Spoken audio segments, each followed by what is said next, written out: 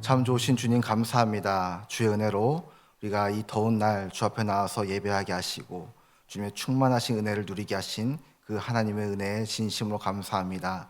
하나님, 우리가 날마다 주를 사모하고 주께 붙어 있기를 소망할 때에 하나님 주의 크신 은혜가 우리 가운데 가득하게 하시고 세상에 그 어떤 것도 우리를 하나님 곁에서 또 하나님께 붙어 있는 우리를 떼어내지 못하는 하나님과 우리의 관계가 더욱더 견고히 서나갈 수 있도록 함께하여 주옵소서. 늘 말씀과 기도에 힘쓰므로 주와 동행하는 데 부족하지 아니한 우리 될 수 있도록 주여 도와주옵소서.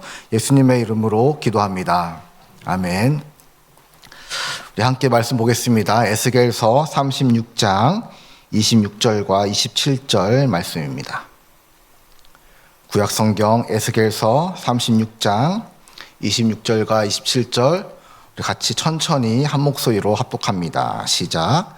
또 새 영을 너희 속에 두고 새 마음을 너희에게 주되 너희 육신에서 굳은 마음을 제거하고 부드러운 마음을 줄 것이며 또 내 영을 너희 속에 두어 너희로 내 율례를 행하게 하리니 너희가 내 규례를 지켜 행할지라. 아멘. 이 더운 날 예배 자리에 오신 여러분들을 주님의 이름으로 환영하고 축복합니다. 우리 옆에 분들 보시면서 잠시 인사 나누겠습니다. 대단하십니다. 이 더운 날, 이 더위를 뚫고 오신 여러분들 정말 대단하십니다. 존경합니다. 또 우리 지난 설교 때처럼 표현해야 되죠. 사랑합니다. 라고 우리가 이렇게 말로 표현해야지만 우리가 좀 더 그 관계가 아름답게 서갈 수 있을 것 같습니다. 어제 서울의 기온이 117년 만에 최고 그런 기온을 찍었다고 하죠. 폭염이라고 하는데 오늘도 별반 다르지가 않습니다. 우리나라뿐 아니라 전 세계가 이런 기후 현상 이변으로 인해서 많은 어려움을 겪죠. 어쩌면 다 이거 우리가 잘못해서 자연으로부터 이제 돌려받고 있는 것이죠. 문제는요, 환경단체와 사회 과학학자들이 지금 이렇게 살면 안 됩니다. 기후 문제에 대해서 아무리 외쳐도요, 각 나라들은요, 무분별한 그런 개발과 또한 국력의 확장에 힘쓰는 것에 총력을 기울입니다. 분명 문제인 것은 알지만, 지금의 당장에 국력이 더 급하다고 생각을 하는 것이거든요. 과학기술이 첨단을 달리는 지금 시기에요, 조금이라도 뒤처지면 그 격차를 따라잡을 수가 없다라고 생각하기 때문에 또한 혹시라도 그 격차가 벌어지면 이것은 곧 국력의 하락, 또한 국력의 하락은 어떻게 됩니까? 약소국이 되는 것이죠. 무시당하게 되는 거죠. 그러니까 그런 것을 당하지 않기 위해서 계속해서 국력 확장을 위해서 애를 씁니다. 이 세계는요, 늘 힘싸움이었습니다. 그래서 수많은 인명피해를 입히는 전쟁도 무수히 많았고요. 전쟁을 하면 무승부가 납니까? 아니죠. 대부분 승부가 납니다. 지는 쪽과 이기는 쪽이 생기죠. 어느 정도 하다가 너무나 피해가 크면 우리 휴전합시다라고 하지만 그래도 딱 봤을 때는 어느 정도 이긴 쪽과 진 쪽이 분간이 되어지죠. 그리고 사실 이 전쟁 배상금이라고 해서 전쟁에서 지면요, 패전국은 승전국에게 피해 보상 금액을 줘야 됩니다. 생각해 봤을 때 이 진 나라는 더 많은 피해를 입었기 때문에 더 이상 회복이 안 되니까 패했습니다 라고 하는 건데, 이 패한 나라가 승전국에게 피해 보상금을 주는 그런 아이러니한 현상도 있습니다. 그렇다고 또 승전국이라고 마냥 좋은 것만은 아니죠. 전쟁을 치르는 동안 좀 많은 것을 희생했기 때문에 그것을 메워가는데 많은 또한 시간이 들기도 합니다. 때문에 요즘은요, 각 나라의 화력으로 싸우는 전쟁은 가급적 기피합니다. 일찌감치 정치적 우위를 위해서 이런 내란을 일으켰던 나라들 외에 또 몇 년 전에 우크라이나랑 러시아의 전쟁, 최근에는 이란과 이스라엘의 이런 전쟁 등 외에는 사실은 전쟁을 웬만하면 기피하고 웅크리고 있습니다. 하지만 보이지 않는 총성은요, 지금도 울리고 있습니다. 현재는 기술 전쟁이 한창입니다. 특히 AI 기술이요. 이 기술을 활용한 산업으로 세계의 패권을 쥐려고 합니다. 누가 주도권을 잡느냐, 그렇지 못하느냐. 지금 어디입니까? 미국이냐, 중국이냐, 요거죠. 서로 엄청난 힘싸움을 하며 주도권을 쥐려고 합니다. 정치 현실도 마찬가지입니다. 우리나라 정치권이 날마다 시끄러운 이유는요, 주도권 싸움인 거죠. 이것이 국가와 정치뿐입니까? 우리 가정 안에서도 이루어지는 일들입니다. 형제 간의 힘싸움, 힘겨루기도 있고요. 갓 결혼한 이런 신혼부부들에게도 주도권 싸움을 해야 된다라고 먼저 인생을 먼저 결혼한 선배들이 잘못된 것을 가르쳐 줬습니다. 너 이거 신혼 초에 주도권 싸움 여기서 지면 안 돼. 꽉 잡아야 돼. 이런 얼토당토 않는 이상한 일들을 말해가지고 신혼 초에서 이렇게 주도권 싸움을 하려고 합니다. 여러분, 말 나온 김에 이 가정에서 누가 주도권을 잡아야 됩니까? 남편입니까? 아내입니까? 저는 힘겨루기를 별로 즐겨하지 않습니다. 몸은 이렇게 하고 힘쓰는 건 좋아하긴 하는데요. 이 사람과의 관계에서 힘겨루는 것은 스트레스 너무 많이 받잖아요. 그래서 힘겨루기는 좋아하지 않고 눈치 보는 것도 그렇게 별로 좋아하지 않습니다. 사실 저는요, 그냥 편하게 얹혀가는 것을 좋아하는 그런 스타일입니다. 요새 애들 말로는 좀 버스 타는 거죠.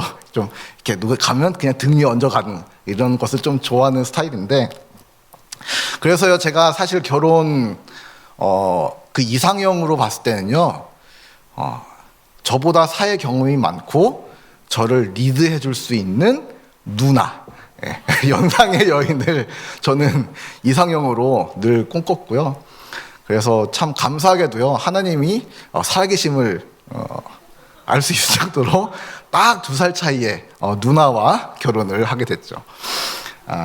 사실 또 이제 2살, 3살, 이거는 우리 통계학적으로 남자가 여자보다 일찍 죽기 때문에 내가 좀 더 나이 많은 여성과 함께 같이 손잡고 자다가 같이 죽으면 좋겠지 않나, 이런 생각도 가면서 이제 누나를 원했고, 마치 또 누나를 소개받아서 그냥 결혼을 하게 됐습니다. 전혀 지금도 가정에서 주도권 싸움, 이런 것은 말도 안 되는 그런 논리라고 생각됩니다. 더 많은 힘을 가지고 애쓰지 마십시오. 괜히 심력 낭비입니다. 가정을 힘의 논리 대결 구도로 만들어가는 것은요, 평온한 안식처를 버리겠다라는 것과 같은 이치일 것 같습니다. 서로 사랑하고 유해주고 세워주고 보듬어주고 안아주고, 또 내가 할 수 있는 것은 내가 하고, 또한 상대방이 부족한 것은 내가 또 해주고, 이렇게 살아가면요, 가정에 평화가 찾아오고 또 웃음이 넘치고 믿음과 신뢰가 가득한 그런 가정이 되는 것이죠.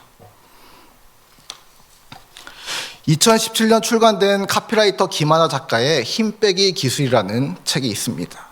표지에 이런 글이 적혀 있는데요. 이거 한번 이미지 띄워줄 수 있을까요?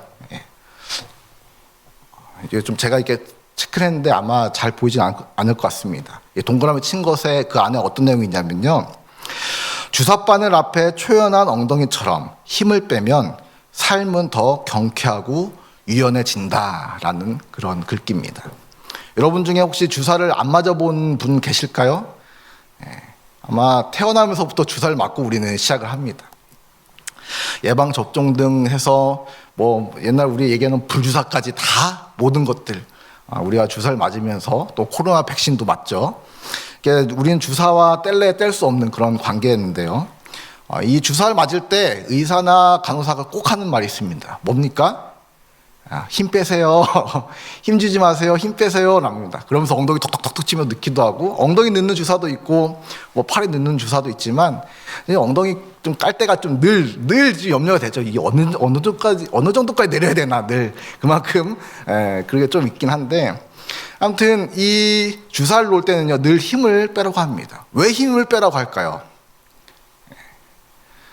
이 혈관에 이게 주사를 넣는데, 근육과 근육 사이에 혈관이 지나가서 혹여라도 힘을 꽉 주면 이쪽에 이제 주사도 잘 안 들어가지만 그렇게 이제 힘을 줌으로 해서 제대로 안 들어가면서 힘이 생기면서 그 주위가 이제 다치게 되는 거죠. 그러면서 멍이 들고 근육통이 심해지기 때문에 그 힘을 주지 말라고 합니다. 근데 사실은 우리가 긴장되는 순간에 힘을 줄 수밖에 없잖아요. 그래도 최대한 힘을 빼려고 노력합니다. 그래서 저도 사실은 엉덩이에 이렇게 어릴 때 주사 놓을 때 너무 힘을 줘가지고요. 이게 흉터가 있어요. 흉터가. 그래서 엉덩이를 꾹 누르면 엉덩이에 딱 받쳐줘야 되는데 손가락이 쑥 들어가는 그런 부분이 있더라고요. 그래서 어릴 때 주사를 잘못 맞아가지고 힘줘서 그쪽이 다쳤다라고 하더라고요. 아무튼 이렇게 힘을 주면 안 되는 그런 부작용이 있기 때문에 힘을 빼라고 하는 것이죠. 경직되지 않는 유연한 삶을 의미하는 것이 바로 힘 빼기의 기술이 아닌가 생각되어집니다. 그리고 아까 그 사진 한번 더 띄워주실까요? 이 그림에서 보니까 수영하는 사람들이 있습니다. 이게 둥둥 떠 있죠. 여러분 저 사람들 보면서 어떤 생각이 드십니까? 힘들어 보이세요? 별로 애쓰지 않고 있습니다. 그냥 둥둥 떠 있는 그냥 가장 편해 보이는 모습으로 뭐 이게 뒤에 뒷짐 머리에 팔도 베고 누워 있기도 하고. 수영의 기본은요, 몸에 힘을 빼고 물에 떠 있는 것부터가 시작입니다. 수영만 그렇습니까? 모든 스포츠가 다 그렇습니다. 긴장하지 말고 힘을 뺀 상태를 많은 스포츠들에서 강조를 하죠. 그 이유는요, 긴장하면 근육이 경직돼서 100%의 실력을 발휘할 수 없기 때문입니다.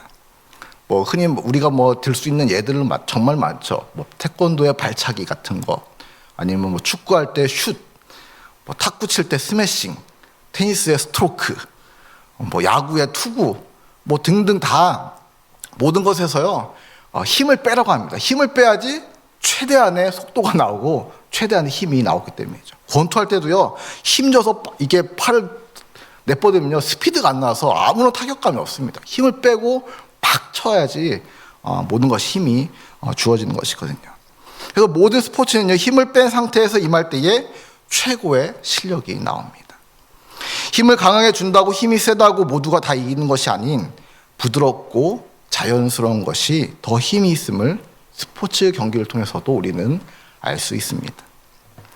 일본의 전설적인 유도 선수 마에다 마츠요는요, 그가 이제 유도에 대해서 얘기할 때 이렇게 얘기합니다. 느린 것은 부드러운 것이고 부드러운 것은 빠른 것이다 라고 말하며 부드러움이 곧 힘이 되고 강함을 얘기합니다.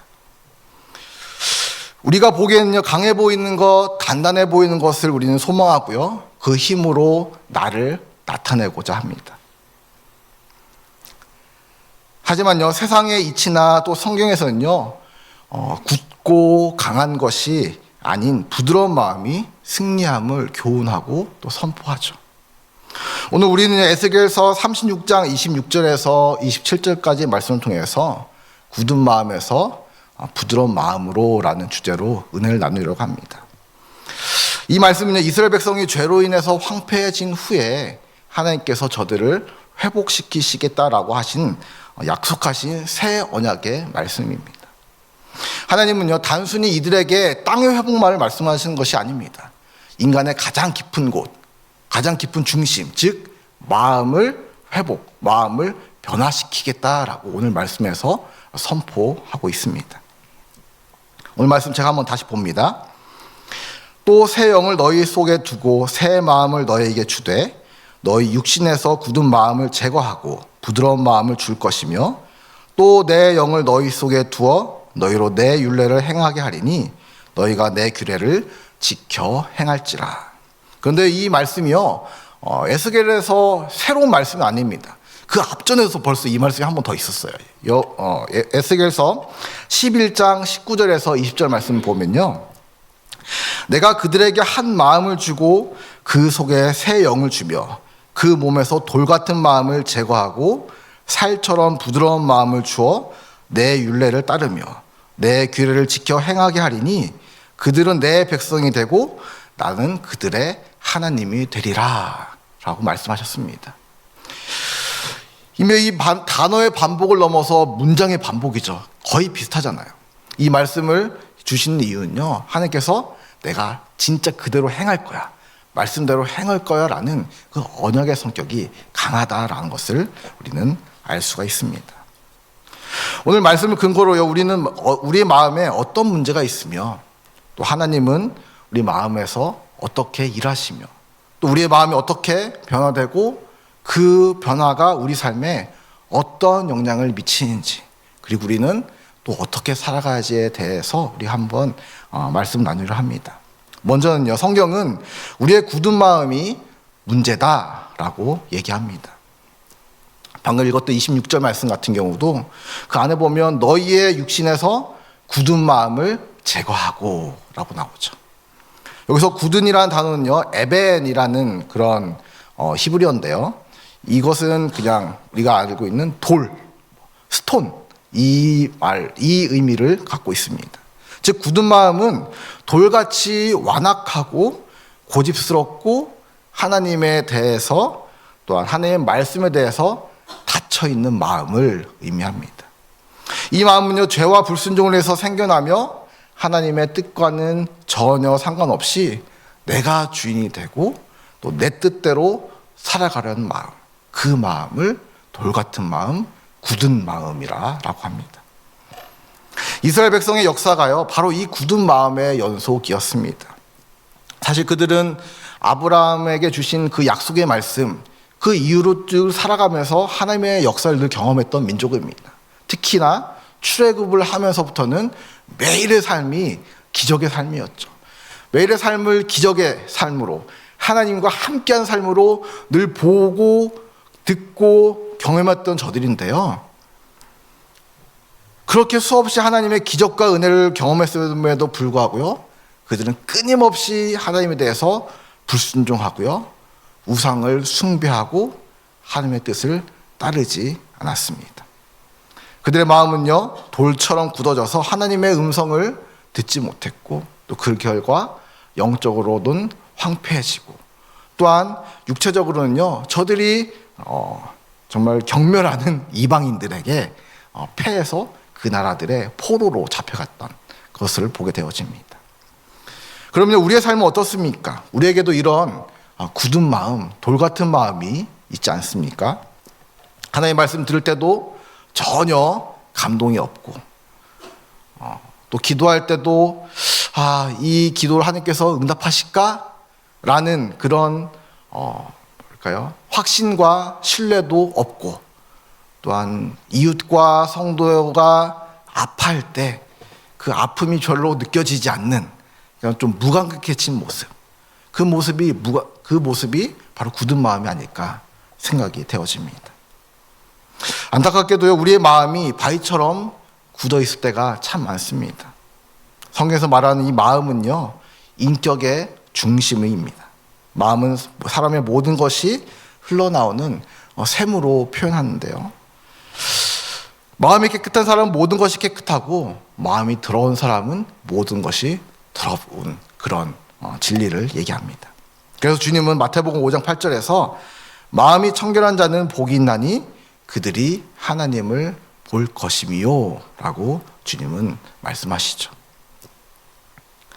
주님이 사람을 더럽게 만드는 것은요, 더러운 옷을 입었다고, 더러운 음식을 먹었다고 더러워진 것이 아니라 마음에 있는 이 악한 생각, 그것 때문에 우리는 더러워진다라고 가르칩니다. 즉 마음이 문제라는 것이죠. 하지만 사람들은요, 인간의 마음보다 외모 가꾸는 것에 치중을 합니다. 이 마음을 외모로서 다 커버하려고 하죠. 외모만 갖추면 그것이 인격이 되고 덕이 된다라고 착각을 하며 살아갑니다. 여러분, 패완얼이라고 들어보셨죠? 패션의 완성은 얼굴이다. 제가요, 여기에 저 디스를 참 많이 하는데, 제가 여기다 수천만 원짜리 양복을 입으면요, 그 양복이 수천만 원짜리 같이 보일까요? 아니에요. 패션의 완성 얼굴이면 저는 제가 아무리 수천만 원짜리 입었어도 한 10만 원짜리 입은 것 같을 겁니다. 그런데 현빈이나 이런 잘생긴 사람 갖다 놓고 추리닝 하나 그냥 시장표 하나 입혀면요, 엄청난 그 디자이너가 명품을 만들어서 이 사람한테 헌물한 것 같은 그런 핏이 나지 않을까요? 딱 봐도 그런 얼굴만 잘생기면요, 몸매가 좋고 얼굴이 잘생기면요, 무엇을 갖다 입혀놔도 그것이 패션의 완성이 돼버립니다. 요즘 우리나라에 국위선양을 하는 개그맨이 있다고 합니다. 심영래, 옥동자 이런 사람 생각하면 안 되고요. 차은우라는 가수 겸 배우입니다. 네. 개그맨과는 전혀 상관없는 사람인데 왜 개그맨이라고 하지? 라고 생각하실 텐데 이 차은우라는 사람 제가 일부 사진 안 넣었어요. 여러분들 설교에 집중 못 하실까 봐.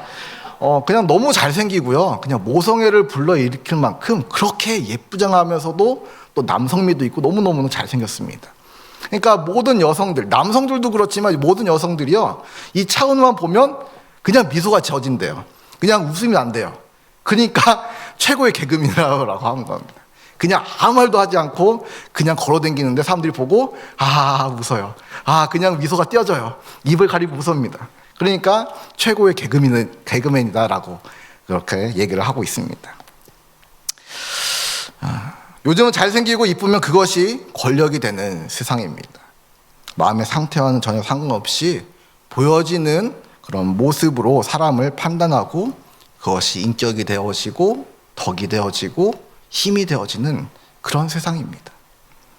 하지만 주님은요, 꾸며서 외모로 보여지는 것이 아닌 마음밭의 중요성을 말씀하시고 오늘 본문에서도 우리의 마음을 문제로 삼습니다. 두 번째로, 그러면 성경은 우리의 굳은 마음을 부드러운 마음으로 변화시킨다라고 선포하는데요.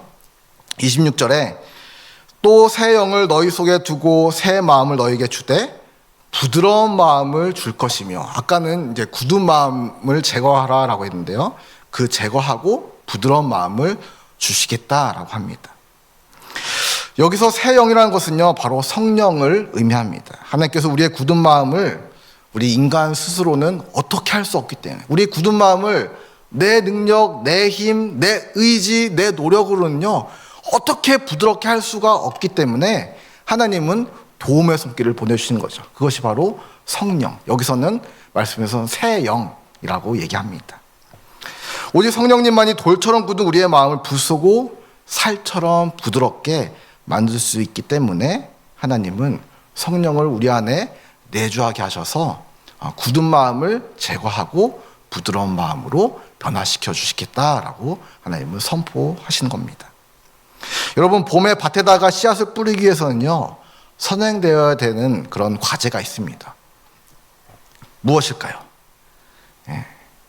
겨우 내에 얼어있는 땅을요 갈아 엎는 것입니다. 사실은 겨우내 얼었던 것이 봄 되면 좀 녹긴 해요. 근데 질퍽질퍽한데 그렇다고 그것이 새로운 새싹이 딱 떨어져 가지고 뿌리를 낼 수 있는 그런 땅은 아닙니다. 그래도 겨우내 이제 영양분들 밑에 들어와 있으면요 그것들을 갈아 엎어 가지고 또 영양분도 위로 오고 거기에 씨앗을 뿌려야지만 이 어린애들이 얼마나 힘이 없습니까?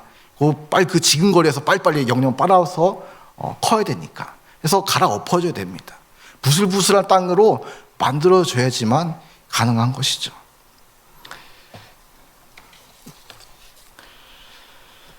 마찬가지로 인간의 굳은 마음이요 부드러운 마음으로 변하기 위해서는 성령님의 도우심이 필요합니다. 내 스스로는 어떻게 할 수 없어요. 성령님이 갈아 엎어주셔야지만.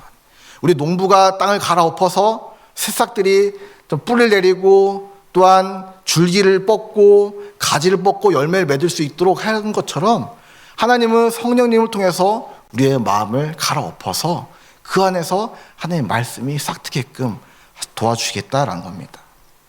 그러면요, 이 부드러운 마음이라는 것은 어떤 마음을 의미하는 것일까?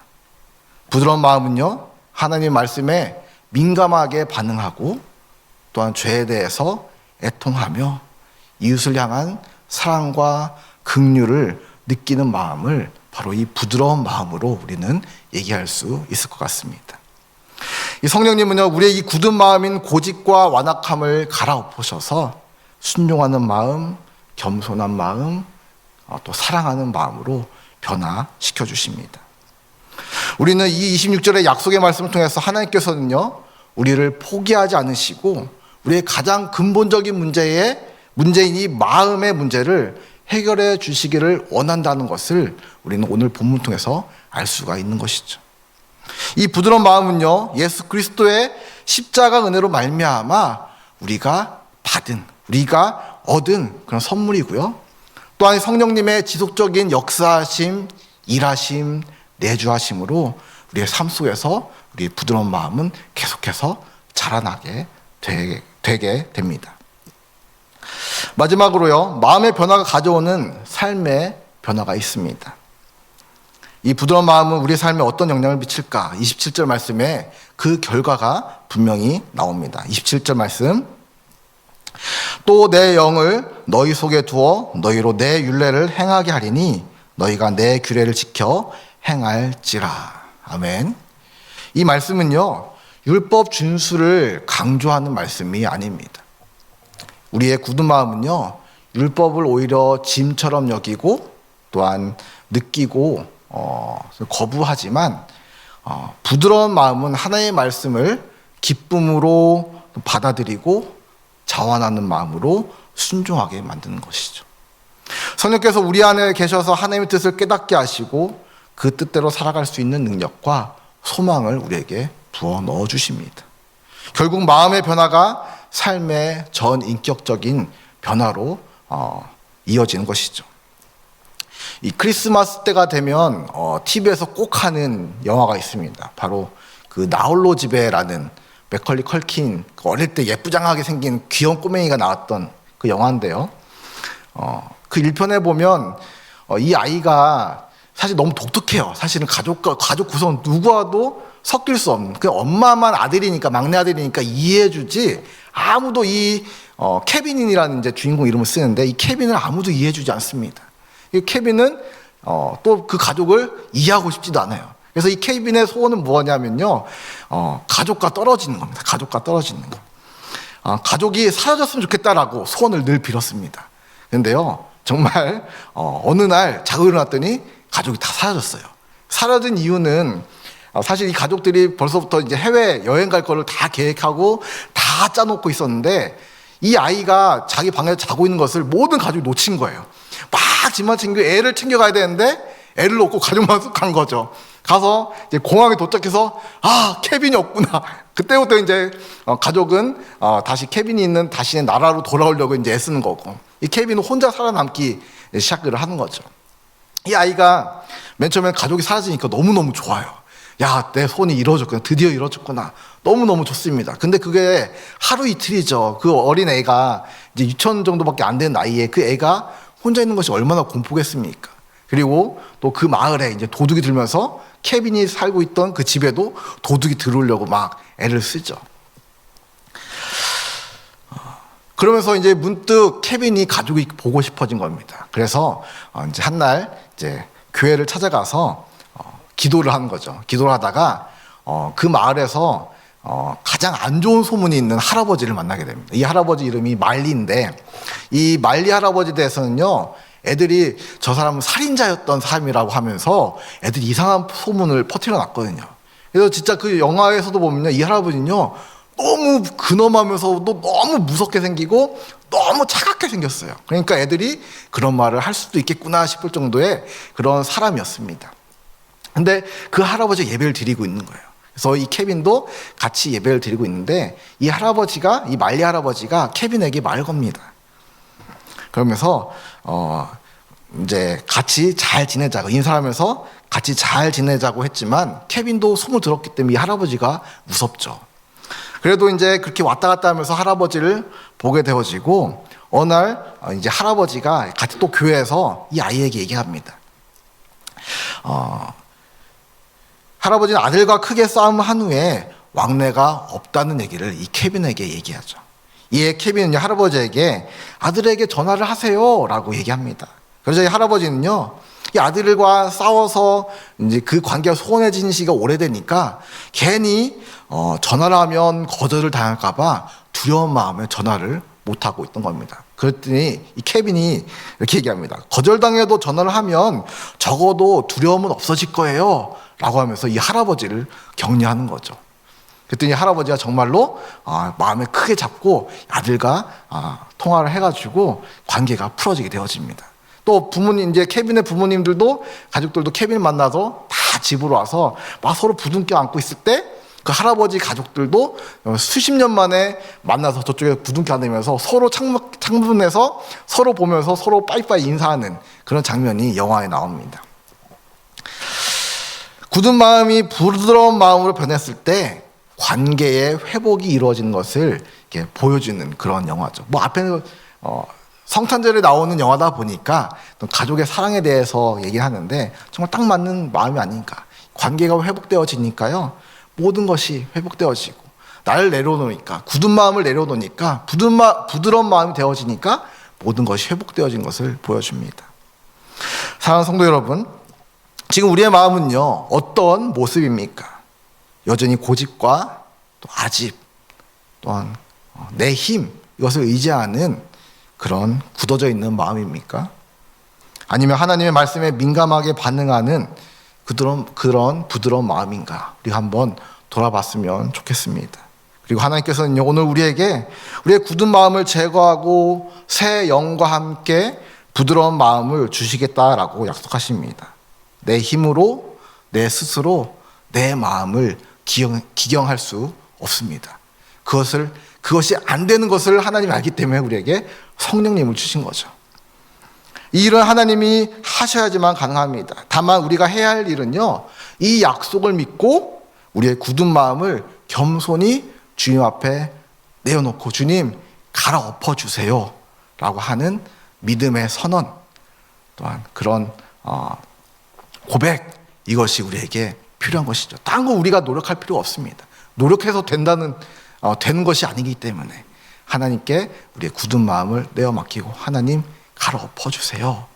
부드러운 마음으로 우리가 살 수 있도록 그래서 하나님을 온전히 깨닫고 또 이웃을 사랑할 수 있는 마음 또 하나님의 말씀에 순종할 수 있는 그런 마음이 될 수 있기를 소망합니다 라는 그런 기도의 제목이 우리 안에 있기 원합니다. 전혀 어렵지 않죠. 내어 맡기는 거니까. 굳은 마음 나는 할 수 없으니 하나님이 해주세요. 얼마나 쉽습니까? 하나님이 하시겠다는데. 하나님의 개입하심, 일하심, 변화될 것을 믿는 그런 신뢰만 우리는 하면 됩니다. 이 놀라운 하나님의 은혜를 통해서 굳은 마음에서 부드러운 마음으로 변화돼요. 또 하나님의 뜻을 온전히 이루어가는 복된 삶을 살아내는 우리 복된 또한 성도님들 되기 원하며 말씀을 마치도록 하겠습니다. 잠시 기도합니다. 하나님, 이 시간 우리의 굳은 마음이 변해서 아버지 부드러운 마음이 되기를 소망하며 말씀을 들었습니다. 내 안에 고집과 또 완악함을 주님 제거하여 주시고 주의 말씀에 순종하고 또 이웃을 사랑할 수 있는 그런 부드러운 마음이 되게 하여 주시옵소서. 내 삶을 다스리셔서 주의 말씀을 지켜 행하는 것이 즐거운 그런 부드러운 마음 되어지게 하여 주시옵소서. 성령님께서 일하실 수 있도록 우리의 굳은 마음을 내어놓는 아버지 결단이 우리에게 서게 하시고 또 하나님의 일하심을 기대하며 나갈 수 있는 우리가 되게 하여 주옵소서. 예수님의 이름으로 기도합니다. 아멘.